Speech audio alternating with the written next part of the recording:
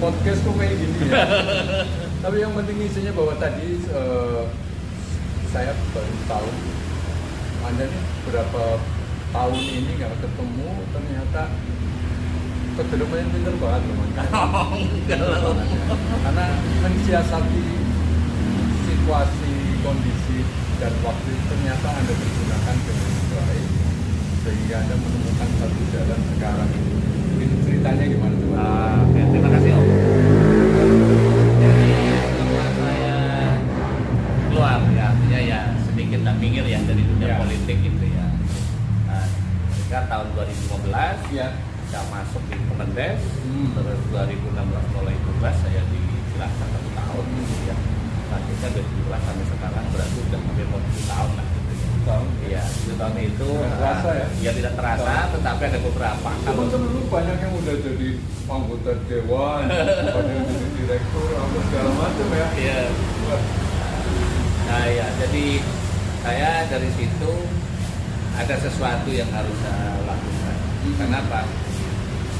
Tidaklah harus seseorang itu menunggu, tetapi saya harus buat sesuatu yang harus diciptakan. Ya, sehingga singkat kata adalah Kemendes, terus ada sebuah masterpiece pembangunan berkelanjutan gitu ya. Kebetulan saya adalah berlatar belakang sarjana teknik itu, jadinya tapi ingin ilmu-ilmu yang saya dapatin ini harus menjadi sebuah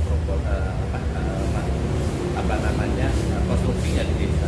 Nah, ternyata dengan lahirnya Undang-Undang Nomor 6 2014 saya mencoba berikhtiar seperti apa sih desa itu gitu. Kalau orang kan desa Iya, tapi artinya kita desa gitu ya. iya sehingga saya harus berbuat gitu ya. Nah, ternyata selama saya hampir 6 tahun di Kecamatan Batuaden, kenapa awal ada beberapa prestasi yang bisa dituliskan bahwa Kecamatan Batuaden adalah satu-satunya di tahun 2022 adalah kecamatan kategori mandiri. Dan itu fakta gitu ya. Nah, ini warga Banyumas ya yang saya cintai. Itu. Yang kedua adalah desa mandiri terbanyak itu di Kecamatan Batuaden ada 6. Dan sehingga dari situ saya yakin dengan seperti itu dia bisa. Cuma OPD ataupun pemerintah yang di atasnya itu bahasanya itu ngasih kesempatan kan? Mereka itu suruh berkembang. Artinya itu berkembang itu bukan artinya didorong, bukan. Ya tetap ada sebuah aturan regulasi yang harus dilaksanakan. Realnya sebenarnya seperti apa sih? Gimana ini menggarap desa itu? Realnya seperti apa? Gitu. Saya dengar ada TV desa segala macam, itu kan. Ini apa sebenarnya? Jadi gini Om, namanya desa itu kan sebuah rumah gitu ya. Nah, rumah itu harus dipotret, harus dicat depan dan belakang. Di belakang itu air bersihnya bagaimana, jambannya bagaimana. Jadi seperti itu sebetulnya Om. Jadi misalnya desa itu Dipelajari dulu ya profil desa. semuanya dipelajari Om. Jadi saya harus tahu persis desa A, B, C, D. Di kita itu ada 301 desa itu ya. Jadi itu dengan segala keunikannya, dengan perangkat desa rata-rata dan kepala desa, satu desa itu ada bisa 10, bisa 12, dan saya harus memahami semua. Kalau orang itu saya harus tahu artinya apa ini maunya apa itu. Nah, dari situ saya punya kewajiban adalah mengedukasi. Yang kedua adalah fasilitasi. Apa sih yang menjadi sebetulnya memediasi? Manakala dia berkeinginan ada sebuah dua titik yang berbeda, ini harus mediasi dan terakhir ada saya mengadvokasi. Kalau mengadvokasi berarti saya itu harus menguatkan sebuah regulasi yang sudah ada biar desa itu nggak. Jadi sebetulnya nggak jauh-jauh beda sih dengan dunia politik di desa gitu. Ya seperti itulah. Tapi ya siapa tahu lah satu saat saya akan balik lagi sih. Kamu bilang kan memediasi ya antara desa itu dengan apa yang program yang ada ini, tapi kamu nggak pernah ada hubungan dengan pemerintah kabupaten atau kalau tentang pemerintah kabupaten itu kan satu ada sebuah jenjang strukturisasi. Nah, yang kedua adalah Contoh ya, tentang penggunaan dana desa. Ya. Dana desa itu diatur, saya harus membaca. Sebetulnya program daerah di tahun 2003 itu apa sih? Ya. Nah, saya harus tahu persis penerjemahannya untuk kecamatan ini apa. Itu kan artinya saya harus melewati beberapa OPD, beberapa kamar yang harus saya tahu persis gitu. Iya. Nah, sehingga dari situ, oh ternyata misal itu kecamatan itu seperti ini. Nah, kalau jatuhnya misal tentang air bersih, air bersihnya itu mau jatuh di mana? Oh, di desa, habisnya di desa Rempuah gitu. Nah, saya harus masuk di desa Rempuah ini ke depan mau dibuat kayak gini ya, iya. Nah, kita siapkan perangkat-perangkatnya. Apa sih yang menjadi kebutuhan? Contoh lahan, bersumber air, terus nanti berapa sih anggarannya? Itu mau bersumber dari apa? Dari desa, apa dari provinsi, bagi kabupaten? Jadi sebetulnya jadi kalau orang bicara politik putar itu mudah. Jadi politik itu udah mahal. Ngomong politik terlarang kan mudah ya. Mudah sekali. Jadi teman-teman yang senang politik, desa itu adalah hal yang vital dan mereka itu satu. Tapi teman, jujur, tapi ada kesulitan nggak kamu menselaraskan antara program dari pemerintah pusat kan ke desa ini dengan program-program dari daerah? Ada enggak? Karena gini, contoh gitu ya. Ini enggak saya jujur gitu ya, bahwa contohnya dana desa itu memang berasal dari APBD, sesuai dengan PP 60. Nah, di situ karena sumber dari APBN dan diamanatkan bahwa yang mengatur tentang penggunaan dana desa adalah Kementerian Desa. Otomatis Kementerian Desa itu punya prototipnya masing-masing. Nah, prototip seperti apa tentunya ini kembali lagi kepada seperti di Jawa. Kebijakan kementerian yang terdiri dari beberapa dirjen, mereka punya program. Contoh, dirjen tentang pembangunan desa sepedesaan.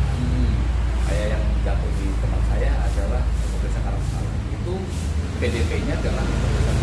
Apa sih yang menjadi kebutuhan desa? Oh mungkin sarana fisik. Oh mungkin sarana. Sehingga enak. Kemarin saya ngikutin dua hari satu malam.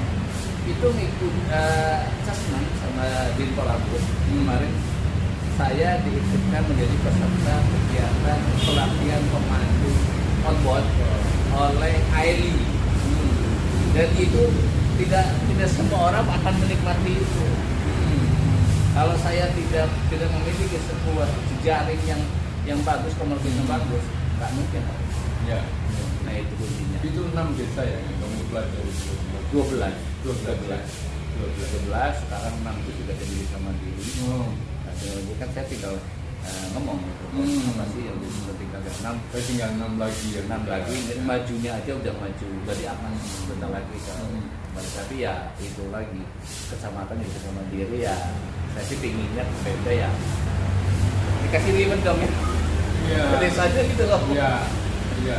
Karena dia pikir mungkin karena sudah ada dana desa, langsung mikir lagi. Enggak, kalau ya itu sih bagus. Artinya desa bisa tapi tetap seperti aja itu. yang namanya orang yang mesti ada reward, ada. Iya, ribet. Bonus. Iya, ada bonus gitu loh. Oh ya desanya aku Penyemangat. Iya penyemangat gitu. Masa gitu. Apalagi kecamatan itu, kecamatan Mandi sampai itu juga lagi. Belum ada ya. Belum ada. Hanya batu raden saya dan selama hampir 6 tahun saya yang bareng-bareng mengikuti Dinas apa yang langsung? yang langsung itu satu di Sokomaden ya. di Sokomaden. Oh, di Sokomaden. Iya. Tadi itu ada bina PMDes, ada rahasia desa. Yang kedua lagi di Provinsi. Ada di LH. Kalau sendiri sih hampir semuanya. Iya. Karena kata pemerintahan juga sama. Karena apa? Di desa itu saya harus belajar yang luar biasa. Saya harus belajar tentang tata pemerintahan. Bagaimana saya mengemas tata pemerintahan, ada tata praja, ada tentang apa namanya bahasanya itu tafsil gitu ya. Terus saya harus mengolah PAD, pendapatan desa itu kan ada PAD, ada dana transfer, ada dana PAD. itu semuanya harus saya kuasai. Dan padahal kondisi sekarang itu regulasi itu kenal. Kalau sekarang ada terus nanti berubah. Dan sehingga karena beliau Pak Jokowi itu punya program sampai 2030 pembangunan berkelanjutan, maka kemarin saya di tahun 2021 dan 2022 saya meniatkan dan saya berniat juga selesai sekolah di Bapenas, itu namanya SDG Akademi Indonesia. Dari situ diikuti oleh beberapa NGO, kementerian, BUMN seluruh Indonesia, dan di situ saya banyak belajar. Karena apa? Dosen-dosen yang ngajar adalah orang bukan asal komod, bukan.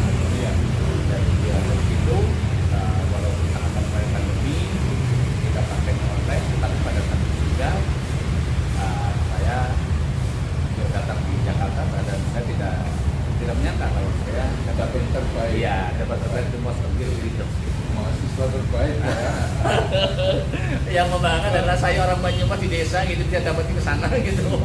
Tapi kalau ngeliat semangatnya orang desa sendiri seperti apa, Mas? Kalau semangatnya orang desa gitu.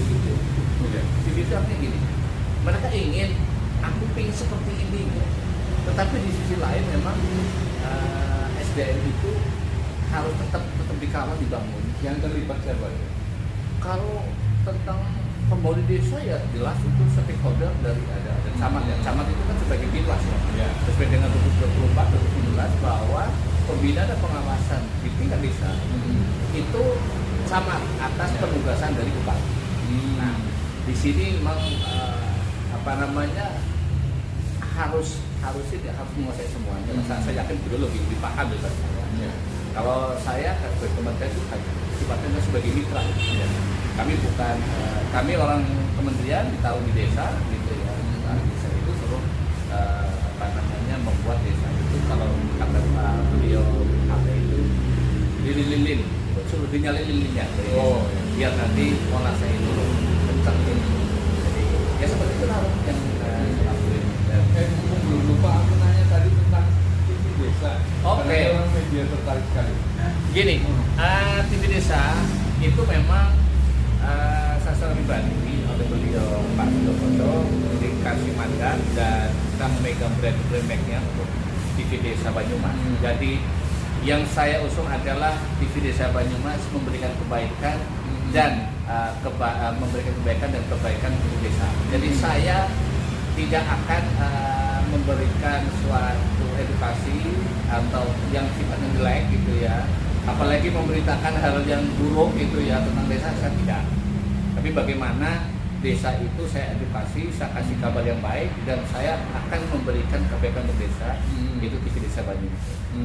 Dan kami ini bergabung dengan TV desa yang lain. ada ya, TV desa yang itu tentu ada, TV desa lokal itu ada 100, dan TV desa pusatnya itu ada di Wolopan. Online-nya di satelit gitu. Satelit.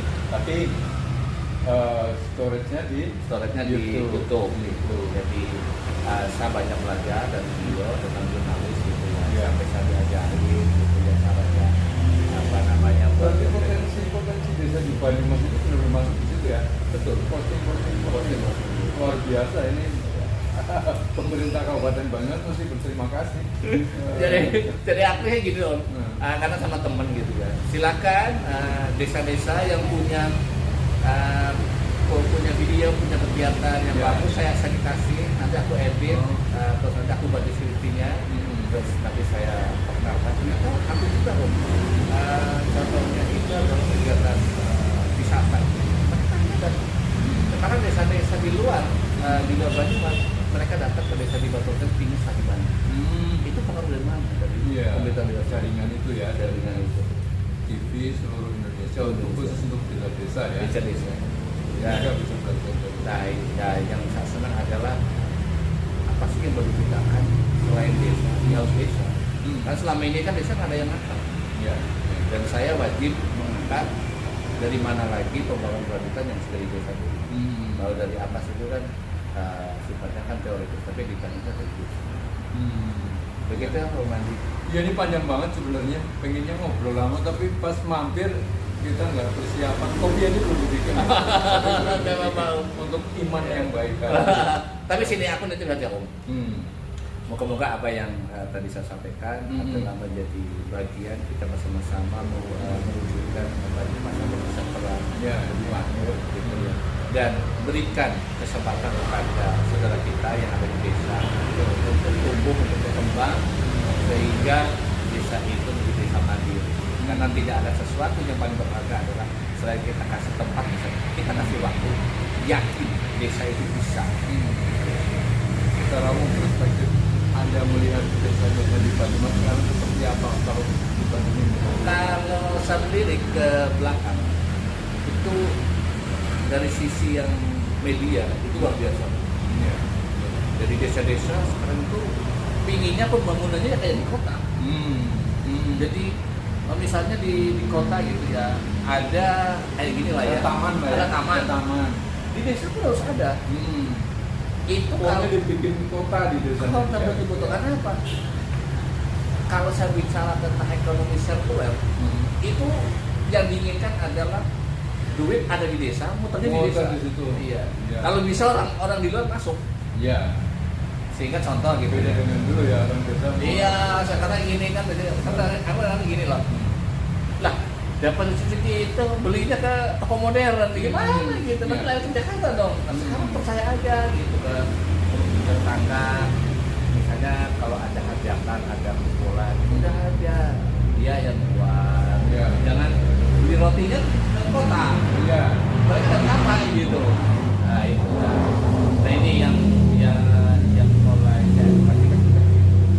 Nah yang kedua adalah tentang bagaimana mereka menentukan kita gotong royongan. Memang kalau di gotong royongan udah sedikit kita seperti itu. Karena mereka berpikirnya bahwa waktu adalah Waktu ya. Mereka ya. Mereka dulu kan gotong royong Iya. artinya nggak benar-benar artinya nggak terbang. Nah, yang kedua adalah para remaja kita. Sebetulnya kalau remaja kita di desa khususnya dikasih ruang, nggak ada namanya kenakalan. Iya. Karena apa? Sama lah kalau aku nggak dikasih ruang, aku terus apa-apa, aku nakal. Karena apa? Aku nggak dikasih ruang, aku mau kayak gini nggak boleh, kayak gini nggak boleh. Terus aku yang boleh yang gimana ya? Contoh di desa itu ada Karang Taruna, ada KIM, kelompok informasi masyarakat itu kan nanti lainnya ke PPD Malah lebih terbangun ya. terbang. Kalau Om Andi pengen tahu rasanya itu Om Andi setahun aja tetap di desa, pengen jadi orang desa. Iya ya. Karena di desa itu sudah ada semua. Sekarang aku kadang bicara sama teman-teman perangkat desa, negara udah luar biasa. Dikasih duit, nggak usah pakai proposal. Dana desa, nggak ada proposalnya. Iya. Paling nanti dia akan merancang sendiri untuk apa. Nanti dia yang mengawas sendiri, dia yang akan meng-SPT-kan sendiri. Tinggal mereka melaporkan dalam aplikasi-aplikasi dari Kementerian Keuangan, desa dan Kementerian. Sekarang Jadi potensinya ke garap benar-benar ya. Iya. Tidak dapat duit potensi nggak ke garap. betul lah. Sekarang di Banyumas lagi tren adalah inventarisasi aset desa dengan tanggapannya seperti dari 1 2016 sampai 2018 desa Banyumas itu harus terregistrasi semua. Karena apa? Kalau di Permendagri itu bahwa aset desa itu tidak boleh dihibahkan ke Pemda, tapi Pemda boleh dihibahkan ke Pemda. Iya. Dan aset desa itu nggak boleh dijual beli, apalagi dibeli, pada dijual itu nggak Iya. boleh. Kalaupun nanti apa namanya tukang kulit, maka sekarang masih bisa. Sekarang biasa lagi lokalisir tanah-tanah miliknya desa, tapi di atas ada bangunannya bukan desa. Jadi lagi boleh diedukasi oleh kami ya, dari perintah kami, ini perintah di Kemendagri atas mandat Permendagri tahun 2004. Iya, Kekayaan desa lah itu ya. iya desa. Karena desa itu mau berkembang, ya otomatis dari PAD-nya dulu.